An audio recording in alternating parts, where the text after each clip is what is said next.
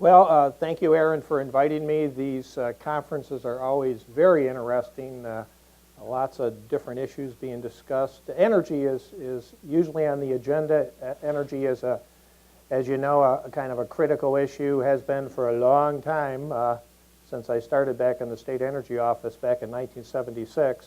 I'm going to briefly talk about kind of where we are and some of the interesting things happening in renewable energy. This is basically Michigan today. We're an importer, a consumer.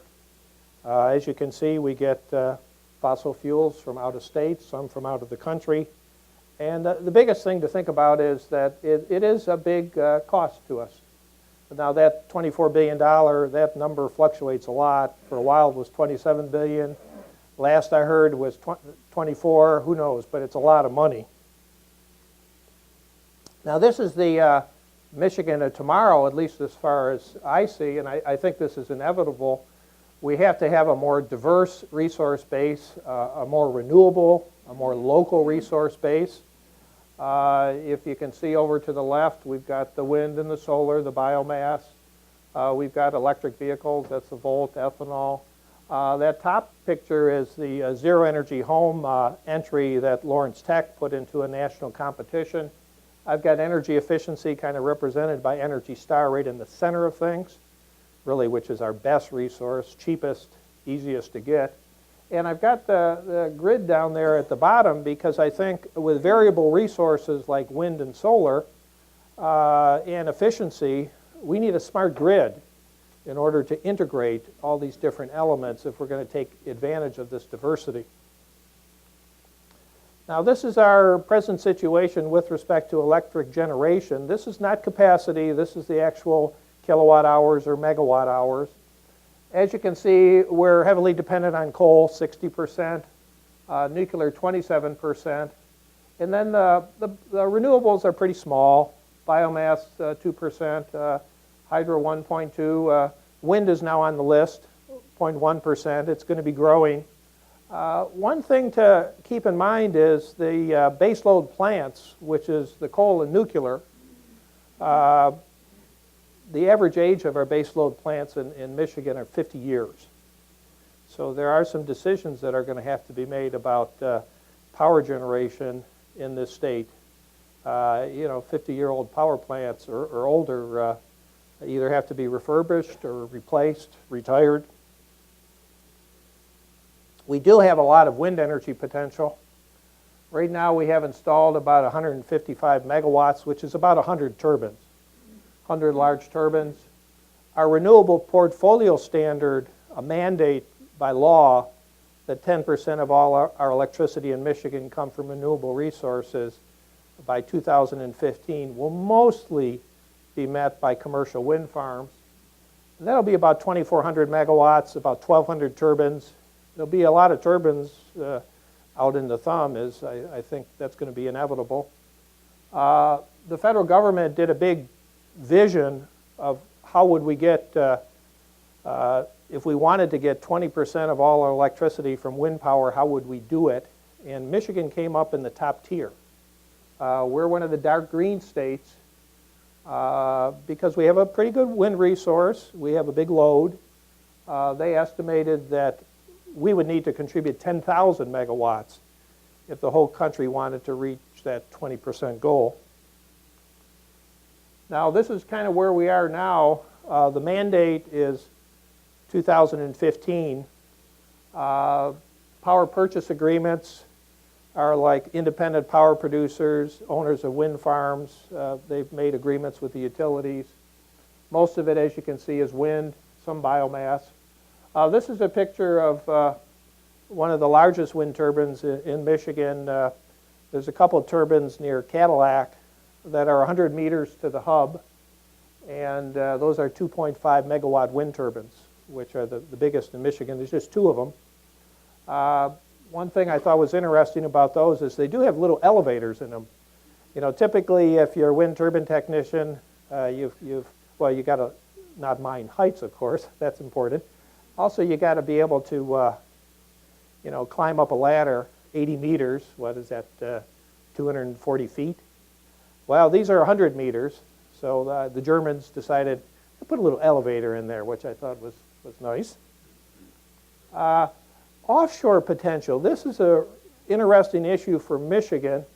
The federal government just recently did a ranking, and we're number 3 in the country with respect to offshore potential.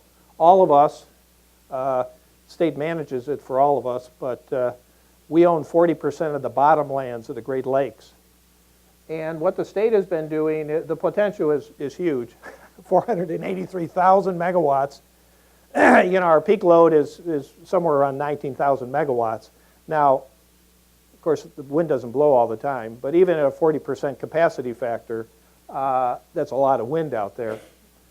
The state has been doing mapping in order to identify areas that should be excluded from development, areas that are yellow, that are conditional, there's a lot of issues to think about and worry about, areas that are green that are more favorable, not that there aren't issues to deal with, but they're more favorable than other parts of the Great Lakes.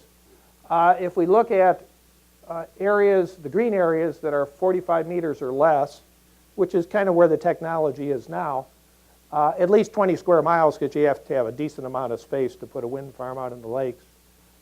You're talking about 475 square miles, which is only about 1% of the total of what we own, all of us, and it's about 6,000 megawatts. Now, what's interesting in the future, though, is the deep water stuff. A lot of our lakes, our bottomlands, are in very deep water. This is a Norwegian pilot in the North Sea, and that wind turbine is designed to be in water that's 120 to 700 meters deep. And there's a lot of talk in the Great Lakes and, and the coasts of the United States about deep water. Maine's looking into it. Michigan is taking a look too. That, of course, is a tremendous resource if you think in terms of wind, and a more consistent resource, stronger winds, more consistent winds. There's a lot of innovation going on in wind energy and manufacturing. And you can see we've got companies involved with blades, energetics from Holland, Dow Chemical, looking at carbon fiber. We've got companies involved in casting, which is, we haven't had new foundries in Michigan for a long time. URV is going to be putting in a new foundry down near Eden Rapids, south of Lansing.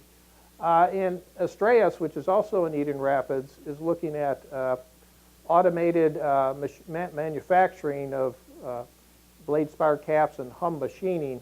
And one thing that's interesting is they're talking about new processes that will reduce the machining time from 20 to 5 hours. And when I talk to these people and listen to them talk, the standard, the metric is always, can we be competitive with the Chinese? And that's what we're talking about with Astreas. They've come up with a process that they believe will be very competitive even with the Chinese. We have a couple small wind turbines being made in Michigan. This is the Swift being made in Grand Rapids by Cascade. That's the Windspire being made in Manistee. We've got a lot of innovation in solar roofing. We've got Unisolar, which has been here a long time. They've got plants in Greenville. Dow is getting involved with shingles in a big way. We just established a Center of Energy Excellence in Saginaw Valley, which now is being referred to as Solar Valley Research Institute, which will involve Dow Corning and Oak Ridge Lab and Hemlock Semiconductor. They're looking at improving the solar materials. With respect to ethanol, nobody really talks about the future being corn. We're looking at cellulose, and so we've got a couple centers of energy excellence. These are designated by the state. It's partnerships with private companies, universities, the federal government, and we've got a plan for Kinross up in the UP, which will be looking at ethanol from wood chips and grass. As you can see, we've got MSU and Michigan Tech involved.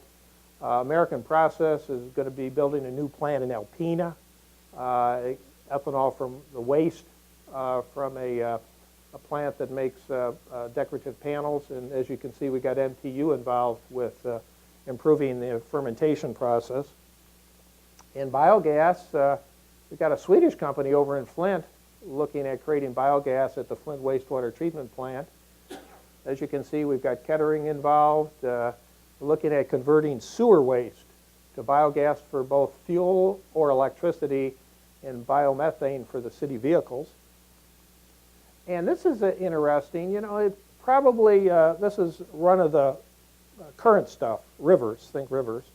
You know, people talk about tidal energy. I've been told that the tides we have in the Great Lakes aren't sufficient to really make it economical to have tidal energy. We can probably have it with the oceans, which have greater tides, but we do have rivers like Detroit River, right? And there's a lot of water 24/7.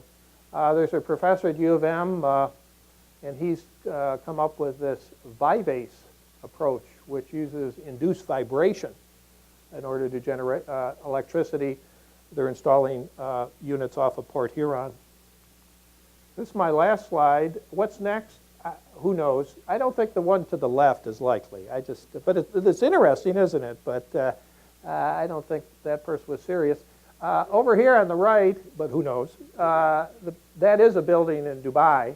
You can see the wind turbines kind of installed between the two structures. The one on the left, on the bottom, is actually a design for an offshore wind turbine that is being proposed, which is kind of interesting. This is, of course, the idea which has been talked about for a long time about, boy, what if we had, you know, photovoltaic panels out in space, and then we would beam the energy down. Don't have to worry about clouds out there. I was just reading a little about that. You know, California, India are getting involved with this. There's actually a space power association. I guess there's an association for everything, which is kind of, and you know, there's a lot of ideas out there. In fact, people used to call me up almost every day at the state energy office and say, I've been thinking about this, you know, and I've got the idea that's going to solve this problem. And they may have, you know. They wouldn't tell me what the specifics were, of course, because it's all proprietary. But there's a lot of ingenuity in this country, and I think we are going to make some significant progress in diversifying our resource base and using some of these new technologies. But having said that, I do want to emphasize that, as far as I'm concerned, a diverse resource base starts with energy efficiency and having those zero energy buildings. Thank you.